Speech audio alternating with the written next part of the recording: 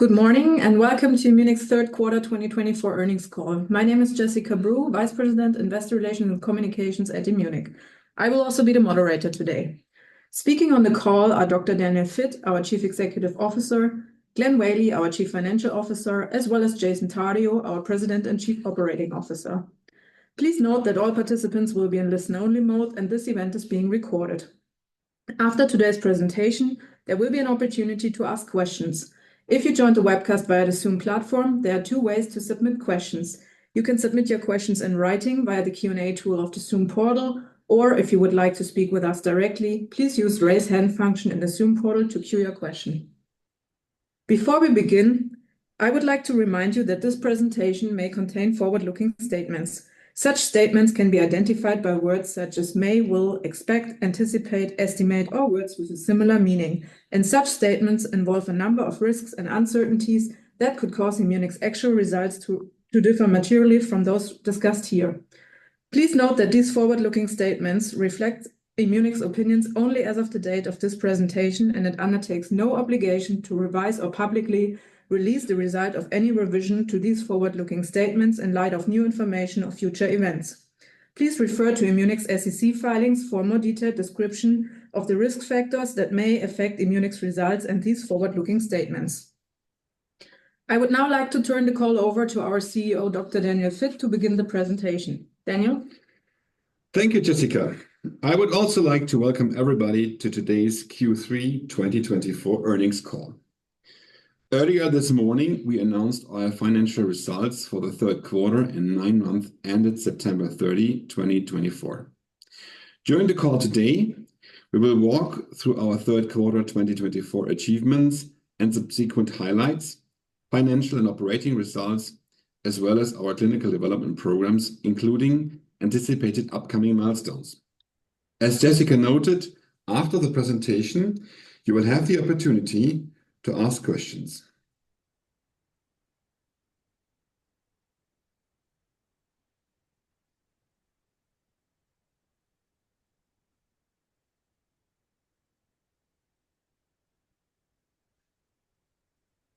Let's start with a review of our third quarter 2024 and subsequent highlights. In July, our management team was strengthened with the addition of Jason Tardio as President and Chief Operating Officer, bringing with him a wealth of experience launching and commercializing multiple sclerosis drugs for major biotechnology and pharmaceutical companies. Jason has already proven to be invaluable, leading internal efforts to prepare for the potential commercialization of vidofludimus calcium. Jason also has been collaborating closely with Patrick Walsh, our Chief Business Officer, to prepare the company for a range of potential partnership outcomes for vidofludimus calcium, as well as our other drug candidates, where we are leveraging his extensive partnering experience. Additionally, Werner Gladines was promoted to Chief Development Officer. Werner joined Immunic in January of 2021 as head of IMU838 program, and he has held positions of increasing responsibility since then. In his new role, he takes over additional strategic and operational responsibilities for Immunic's overall clinical operations functions. In July, we also strengthened our board of directors with the appointment of Simona Skerganic, a thought leader in brain health with decades of experience in drug development and commercialization. Over a 30-year career in the United States and internationally, Simona has led research and development efforts culminating in numerous regulatory drug approvals and successful commercial launches, working at companies such as Roche, the medicines company Eli Lilly, Pfizer, and Johnson & Johnson. It is worth pointing out that Simona led business and global corporate strategy for Roche's portfolio of neurological and rare diseases, achieving sustainable double-digit growth in sales, including with Ocrevus, which remains one of the most successful medicines for the treatment of MS today. Her success in this area really enhances our board as we work towards the potential commercial launch of vidofludimus calcium. In September, we hosted an in-person MS R&D Day which featured two world-renowned industry experts, Dr. Francesca Monterolo, biologist and leading MS and Nurr1 target expert from the Neuroscience Institute Cavalieri Ottolenghi and University of Turin, Italy, as well as Dr. Amit Baor, clinician, scientist, and one of the leading neuroimmunologists in MS from the University of Pennsylvania. These distinguished key opinion leaders, along with our management team, provided an in-depth overview of the MS landscape and our orally available lead asset vidofludimus calcium. The presentation highlighted its dual mode of action, which combines neuroprotective effects through its mechanism as a first-in-class nuclear receptor-related 1 or Nurr1 activator, with anti-inflammatory and antiviral effects via DHODH inhibition. During the event, we also shared insights on our ongoing phase 3 ENSURE trials in relapsing MS, our ongoing phase 2 CALIPER trial in progressive MS, and highlighted the commercial opportunity for vidofludimus calcium in the MS market. In particular, we discussed our strong belief in the potential of vidofludimus calcium and in the prospect of bringing such a groundbreaking and much-needed oral treatment option to patients with relapsing and progressive forms of MS, where there are currently few options and there continues to be a huge unmet need. We continue to believe that vidofludimus calcium has the potential to redefine the oral multiple sclerosis treatment landscape and elevate the standard of care for MS patients.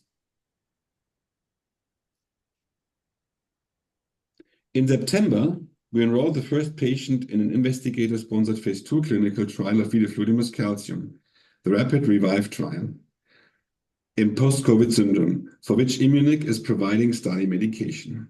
The trial is a randomized, placebo-controlled, double-blind, parallel group trial led by Professor Maria Federschild and sponsored by the Goethe University Frankfurt, which received trial funding via a grant from the German Federal Ministry of Education and Research. We are honored to have vidofludimus calcium chosen for this investigator-sponsored study run by such a highly regarded investigators at esteemed institutions in Germany. We have already seen convincing data supporting vidofludimus calcium's antiviral effects in our preclinical and clinical studies and its ability to reduce fatigue in patients from our phase 2 CALVID-1 trial.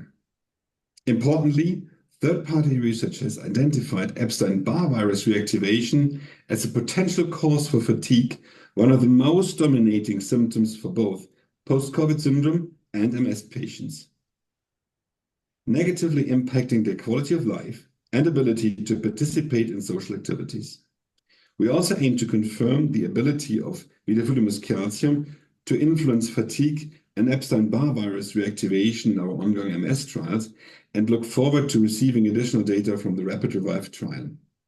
It is our belief that this may create yet another differentiating feature for our drug candidate.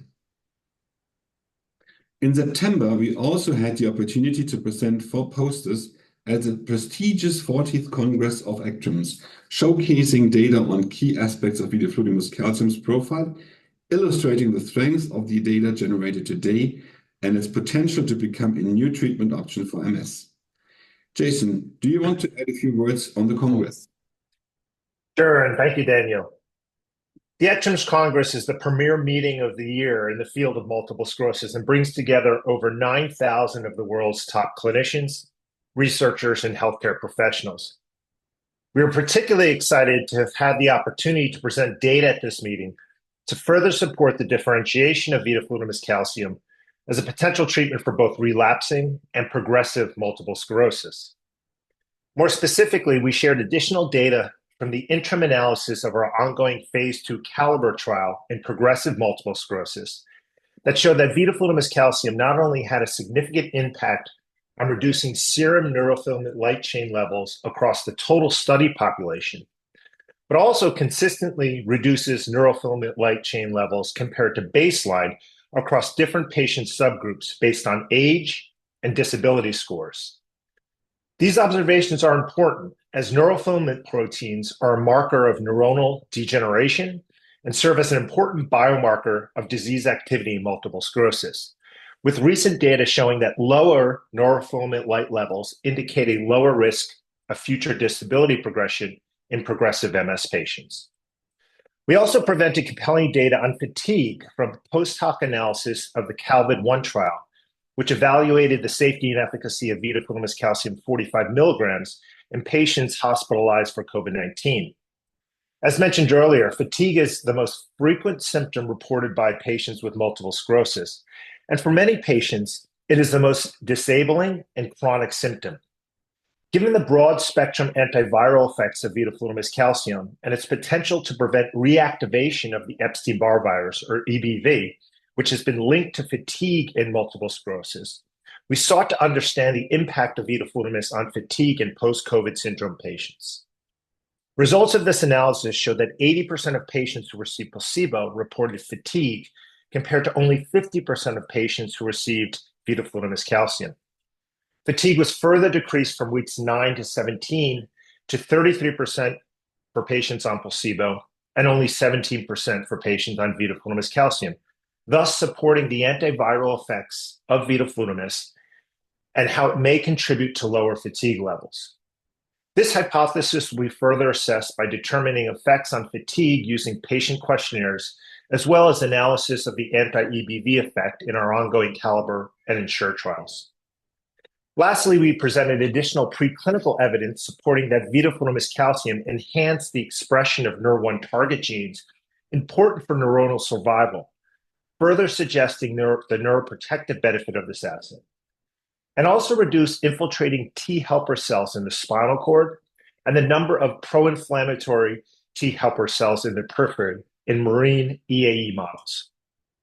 In addition to these data presentations, Immunic also fielded an exhibitor booth for the first time at this important meeting. This served as a great opportunity to engage the MS community and further increase awareness of vidofludimus calcium as a potential treatment for MS. Back to you, Daniel. Yeah. Thank you, Jason. In October, we announced a positive outcome of the interim analysis of our phase 3 ENSURE program of vidofludimus calcium in relapsing multiple sclerosis, or RMS.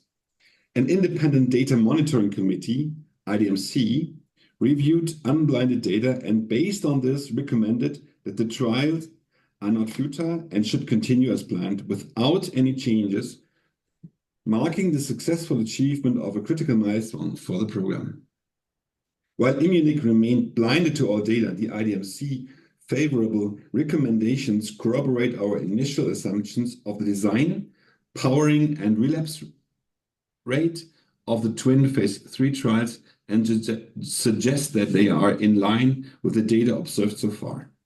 In particular, the planned sample size seems appropriate to address the statistical assumptions for the primary endpoint of time to first relapse.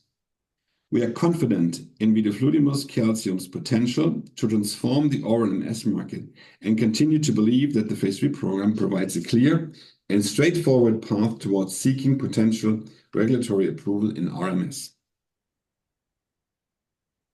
That concludes our summary of the third quarter 2024 and most recent highlights. I am very pleased with the scientific and clinical achievements we have made across our programs.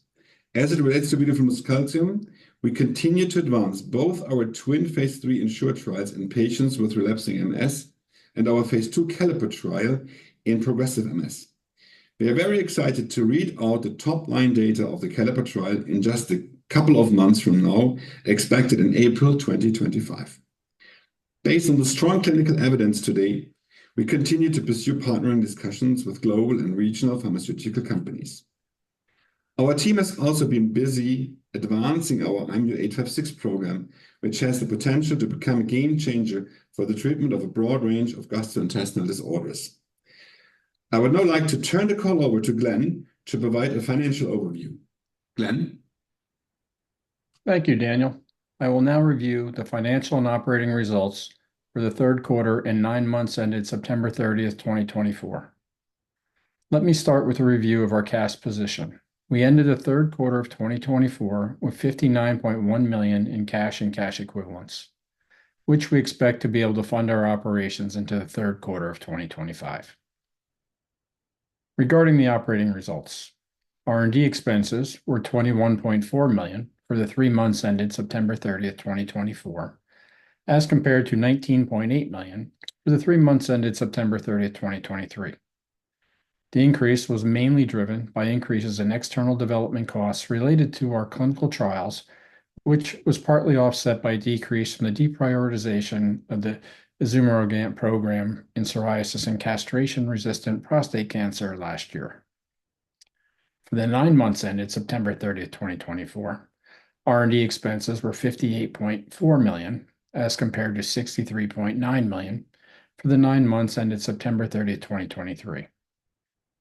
The decrease was mainly driven by the deprioritization of the Immunic program in psoriasis and castration-resistant prostate cancer, and the completion of the phase 1 clinical trial of IMU-856 in celiac disease last year. This was partially offset by an increase in external development costs related to the vidofludimus calcium program, as well as an increase in personnel expenses. G&A expenses were $4.4 million for the 3 months ended September 30, 2024, as compared to $3.8 million for the same period ended September 30, 2023. The increase was primarily related to personnel expenses. For the 9 months ended September 30th, 2024, G&A expenses were $14 million, as compared to $11.9 million for the same period ended September 30, 2023. The increase was primarily related to personnel expenses, legal and consultancy expenses, and other costs across numerous categories. Interest income remained unchanged at $0.8 million during the 3 months ended September 30, 2024, as compared to the 3 months ended September 30, 2023. For the 9 months ended September 30, 2024, interest income was $3 million, as compared to $2.5 million for the 9 months ended September 30, 2023. The $0.5 million increase was due to higher interest rates. We also reported a change in fair value of the tranche rights for the 9 months ended September 30th, 2024. The change of $4.8 million was a non-cash charge related to the change in value of the tranche rights associated with the future tranches 2 and 3 of the January 2024 private placement. Other income was $600,000 for the 3 months ended September 30, 2024, as compared to $35,000 for the same period ended September 30, 2023. The increase was primarily attributable to R&D tax incentives for the clinical trials in Australia. For the 9 months ended September 30, 2024, other income was negative $1.1 million, as compared to $1.3 million for the same period ended September 30, 2023. The decrease was primarily attributable to an expense related to the portion of costs from the January 2024 financing related to the tranche rights that were established at the time of the closing of Tranche 1. The timing of recognizing the German Federal Ministry of Finance grant, as well as a decrease in R&D tax incentives for clinical trials in Australia as a result of less spend for clinical trials in that country. The decrease was partially offset by an increase in foreign exchange gains. The net loss for the 3 months ended September 30th, 2024, was approximately $24.4 million, or 24 cents per basic and diluted share, based on 101.3 million weighted average common shares outstanding, compared to a net loss of approximately $22.8 million, or 51 cents per basic and diluted share, based on approximately 44.6 million weighted average common shares outstanding for the same period ended September 30, 2023.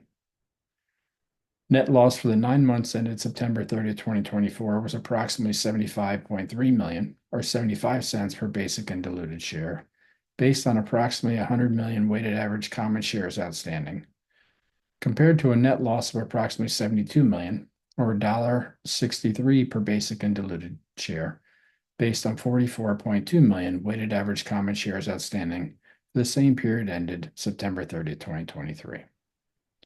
With that, I will turn the call back over to Daniel for a review of our development pipeline and upcoming milestones. Daniel? Thank you, Glenn. I would now like to provide an update on our clinical development programs and anticipated upcoming milestones. Our next important clinical readout, which we are eagerly anticipating, will be the top-line data from our phase 2 CALIPER trial of vidofludimus calcium in progressive MS in April of next year.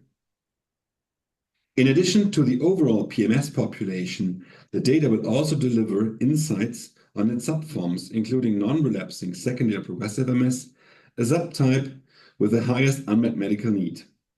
Should the top-line data continue to show a neuroprotective effect and the phase 2 trial meets its primary and key secondary endpoints, we may also be able to position the drug as the first oral treatment option for non-relapsing secondary progressive MS. Additionally, we are progressing as planned with our phase 3 ENSURE program of vidofludimus calcium in relapsing MS and expect to complete the first of our identical twin phase 3 ENSURE trials in the second quarter of 2026. The completion of the second ENSURE trial is expected in the second half of 2026.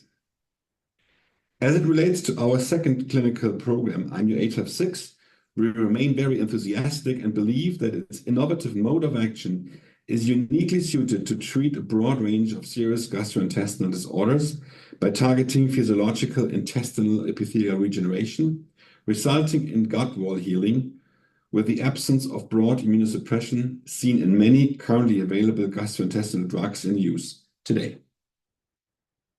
It bears repeating that data from our phase 1b clinical proof of concept trial of IMU-856 in patients with celiac disease during periods of gluten-free diet and gluten challenge demonstrated significant improvements over placebo in 4 key dimensions of clinical outcomes in celiac disease: protection of the gut architecture, improvement of patient symptoms, enhancement of nutrient absorption, and a strong biomarker response. As previously reported, we have begun preparing for phase 2 clinical testing of IMU-856, and in addition to celiac disease, we are also exploring a number of other clinical applications for other gastrointestinal disorders where the renewal of the gut wall is important. We are currently exploring options to separately fund this unique asset and are openly considering different avenues. Let me hand over to Jason at this point again to emphasize vidofludimus calcium's unique profile. Thank you, Daniel. Part of the reason I joined Immunic just a few months ago was because of what I see as a tremendous opportunity and a tremendous potential for vidofludimus to transform the MS market and to potentially become the leading therapeutic within the oral disease-modifying therapy segment. The profile of this drug candidate is unique, given its first-in-class dual mode of action approach designed to address the full spectrum of multiple sclerosis, from stages of relapses and focal inflammation through the progressive stages where neurodegeneration takes hold. As a first-in-class Nurr1 activator, vidofludimus calcium goes beyond inflammation, providing direct neuroprotective effects and thereby offering potential benefits for both relapsing and progressive MS patients. In addition, vidofludimus is also a highly selective DHODH inhibitor associated with potent anti-inflammatory effects, which we know plays a key part in the relapsing forms of multiple sclerosis. We believe this mode of action, combined with an exceptional safety and tolerability profile and the convenience of once-daily oral administration, gives vidofludimus calcium a potentially best-in-class benefit-risk profile within the oral class of medicines.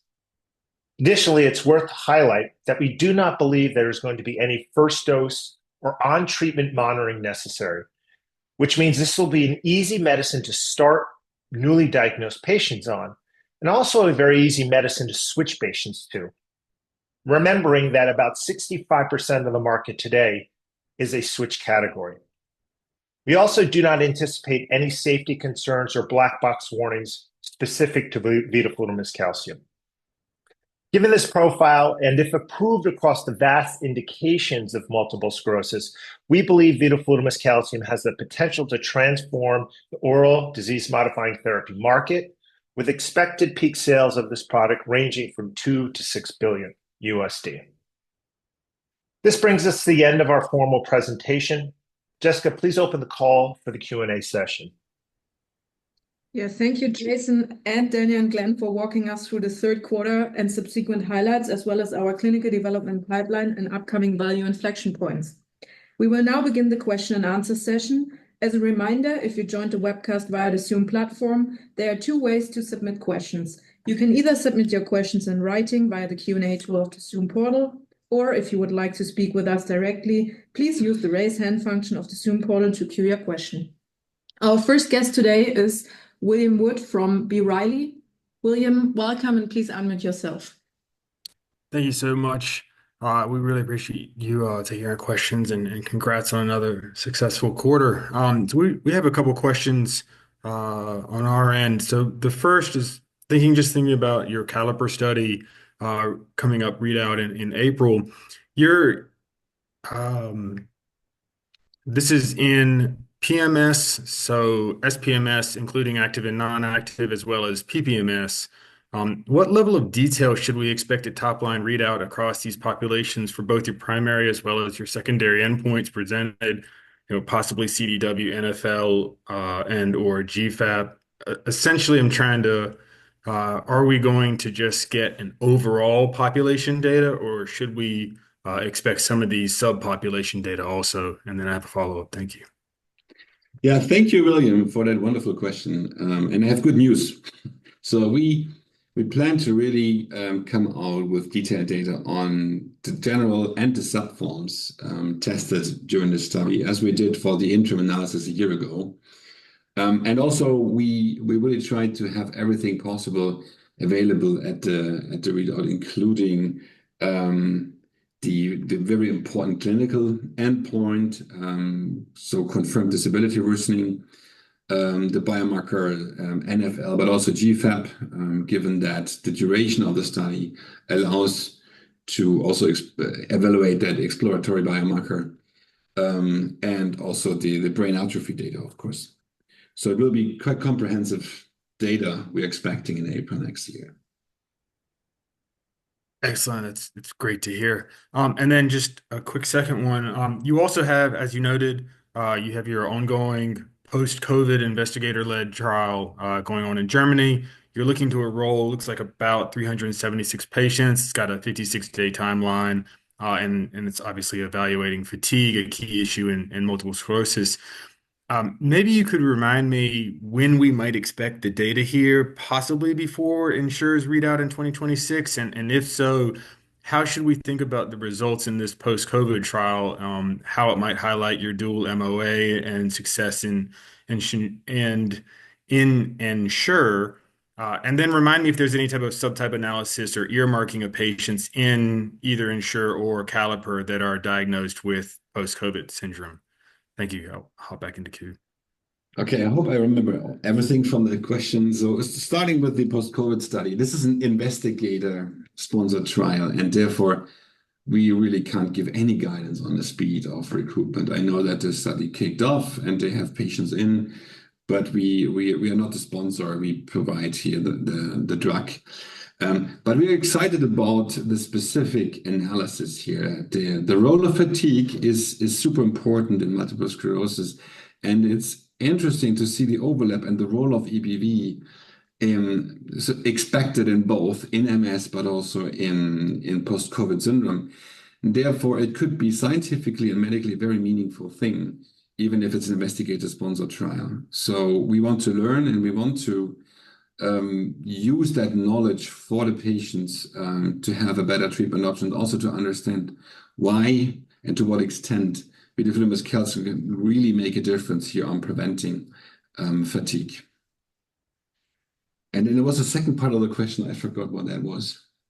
Yeah, just if you're earmarking or making note of or any type of sub-analysis going on in Ensure or Caliper for these post-COVID syndrome patients, just to sort of understand how that might translate, their data might translate to these larger trials. Yeah, that's a good point. It's not predefined in the study, as far as I know, but we will see if that shows up in the general safety monitoring of the study. Yep. And if we have data, we will likely also extract that. Maybe not at the top line data readout, but maybe at a later time point then. Right. Makes sense. Thank you, and I'll hop back into queue, and congrats again on a very nice quarter. Thank you, William. Thank you, William. The next one I have in the queue here is Yasmin Rahimi from Piper Sandler. Yas, please unmute yourself and go ahead. Hey, good morning, team. This is Junggu on for Yaz. Hi, Thanks for taking our questions. First, to the extent you can you comment on what do you see on a blinded basis for Caliper in regards to safety and efficacy? And secondly, given that Caliper has different PMS subpopulations, for disability worsening, can you detail which subgroup is most likely to experience the biggest treatment effect? Thank you. Let me start with the first thing. We see blinded data, but we can't conclude anything from that. So, and therefore, we should not speculate on anything on the blinded data for Caliper. So far, what I hear from the clinical team, the study is progressing as expected. So that's all I can say. On the sub-indications, that's a good point. I think there is clearly we have three sub-indications predefined in Caliper: the active secondary progressive, non-active secondary progressive, and primary progressive MS. And I think the non-active secondary progressive and primary progressive populations are kind of similar on the issue that they don't have relapses, that you don't measure lesions in the brain, no inflammatory lesions, but they still progress on disability. And given that we have certain inclusion criteria for baseline EDSS score, so we think those should be in the same ballpark of placebo disease activity in those patients. It's a little bit different, I think, for the active SPMS patients, given that there still is some inflammatory activity. And therefore, we expect that to be a little bit, generally, I think, a little bit higher, but also the number of those patients is it's a smaller subgroup in the study. It's 9% of the patients in the study. Thank you. Thank you, Jungo. Next one in the queue here is Faisal Khurshid from Leerink Partners. Faisal, please unmute yourself and good morning. Hey guys, good morning. This is Matt Cowper on for Faisal Khurshid. Thanks for taking my question. A couple from me. What hazard ratio for disability worsening will you be looking for in Caliper to feel good about vidofludimus's potential in PMS? And then pending positive data in Caliper, is there any opportunity for an accelerated registrational path in PMS, or would you have to run a trial similar to what we see with the BTKs in PMS? Thank you. Yeah, thank you, Matt. Hazard ratio assumptions. I think there is no predefined bar right now of what you need to show. Of course, but there is a little of a perception of KOLs, what they perceive as medically meaningful. And we asked the questions of the medical team. We had a meeting with some of our KOLs not too long ago, and my colleague Andreas asked the team, "What do you expect?" And the discussion more or less came around, okay, if it's a 15% benefit on disability protection, that is something. At 20%, I think everybody agreed that that's a real signal. So we think that there's no hard line, but a 20% benefit would be a big win for the molecule, and then the better, the higher the difference, the better for the drug, of course. And on accelerated approval, that's definitely a opportunity, but again, it depends on the data on the one hand and the distribution of the data. There, for example, how similar are things between the subgroups and so forth, and the signal strength, for example, in the biggest population in the study and in non-active secondary progressive patients, and that may qualify for having at least a discussion with the FDA on any kind of expedited way forward. However, we can't guarantee that this is an opportunity, but definitely worth a try. Great. Thanks for the insight and taking my questions. Thank you. Thank you, Matt. Just for full transparency here, we also had the question on accelerated or expedited approval 2 times in the chat. So I guess this is answered now. Next one in the queue here is Matt Kaplan from Ladenburg. Matt, please unmute yourself and go ahead. Hey, good morning, guys. Just wanted to stay on the Caliper study a little bit in progressive MS. Can you talk a little bit about the unmet need in PMS and specifically also the subgroups of PMS as well? Oh yeah, good that you asked. I think this is so super important, and I think we can't say often enough that this is really one of the areas where there is the highest need, and specifically for non-active secondary progressive MS, there's currently not a single treatment approved. So that clearly is a huge unmet need. Maybe Jason, you have a little bit of comments also on the number of patients affected there, answering that question. And just to complete that, for the same, it's not the same but similar in primary progressive, where we only have Ocrevus approved as an infusion. There's no oral drug approved, and also I think on the effect size, it's good to have another option as well for PPMS patients. But maybe Jason, you can add a little more color on that. Sure, happy to do so, Daniel and Matt. Thank you for the question. So clearly, look, there's a huge unmet need in the progressive side of this disease, specifically on the non-relapsing secondary progressive MS phenotype or subtype. As Daniel had mentioned, there's no currently approved medicines. We know that across the 7 major markets, there's approximately 175,000 patients diagnosed with non-relapsing secondary progressive MS. So it's a big opportunity, represents about 15% of the total MS population. Also on the primary progressive side, we know that there's approximately 120,000 or so patients diagnosed across the major markets, representing about 10% of the total population. There is only one treatment approved to date in primary progressive MS, and that is ocrelizumab or Ocrevus.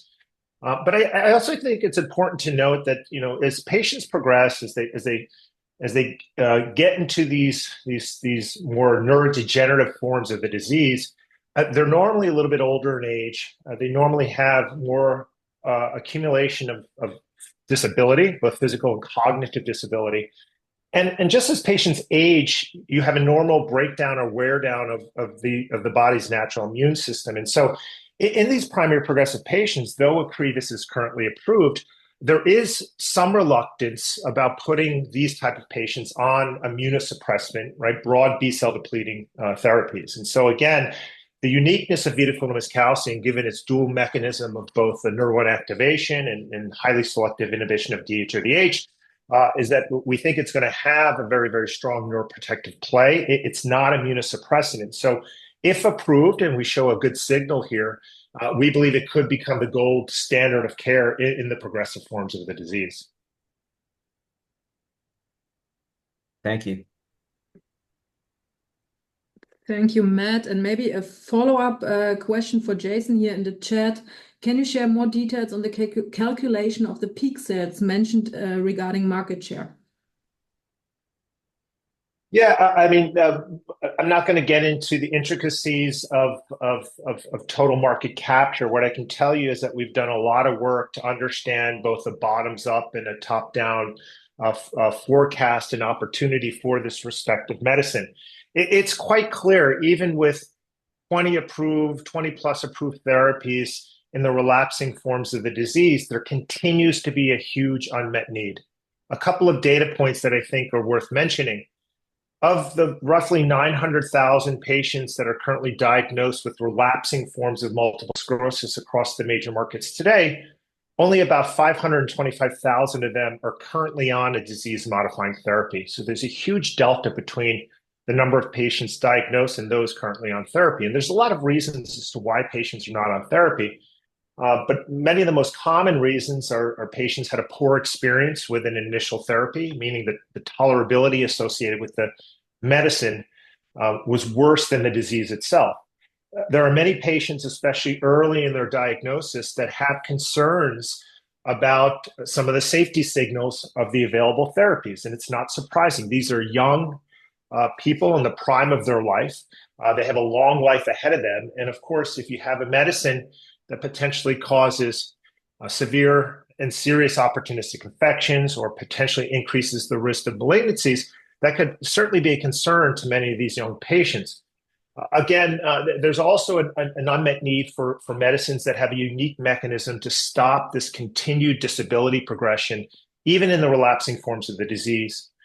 Vidofludimus calcium is going to address all these concerns. And so we believe that it is a wonderful option and will fill a need in the relapsing forms of the market. And therefore, all of the research that we've done to date supports significant uptake of this potential medicine, right?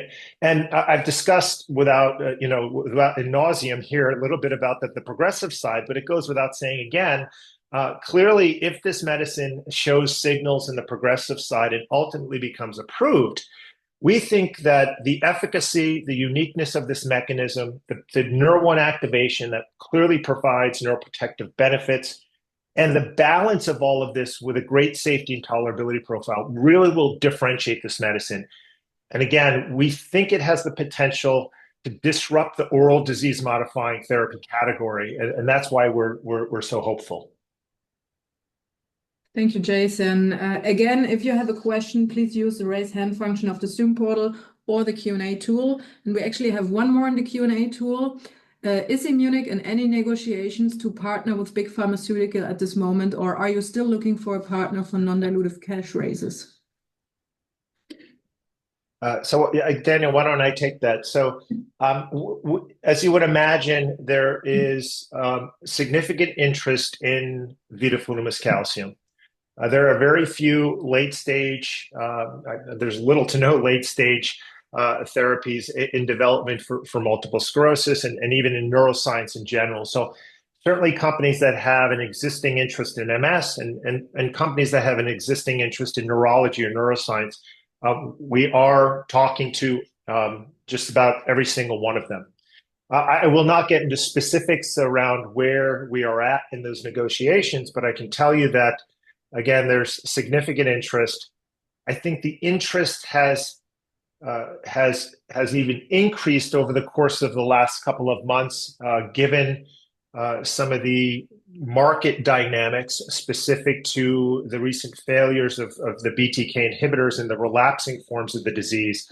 Again, I think that you have many companies taking a fresh and different look at the potential for vidofludimus calcium. So we're in ongoing discussions, but nothing more specific to provide at this point. Thank you, Jason, and thank you for all the questions. This concludes our question and answer session today. I would like to turn the conference back over to Daniel for any closing remarks. Yeah, thank you, Jessica. And thanks to everyone on the call today for your always insightful questions and good discussion here. I would like to end the call by reiterating how excited we are about the potential for our advanced clinical pipeline programs, especially lead asset vidofludimus calcium, which is targeted to elevate the standard of care for the full spectrum of MS patients. We are pleased with the milestones we have achieved with this program and look forward to reporting top-line data from our phase 2 CALIPER trial as expected in April of next year, while continuing the enrollment in our phase 3 ENSURE trials. Additionally, as progress is made, we expect to also provide an update on our preparations for a phase 2 clinical trial of IMU-856 and its unique potential for the treatment of a broad array of serious gastrointestinal disorders and beyond. With that, I would like to close today's call. Thank you again for joining, and we are very happy to answer any additional questions one-on-one, so please do not hesitate to reach out. Thank you for joining Immunic's third quarter 2024 earnings call. The call has now concluded. You may now disconnect.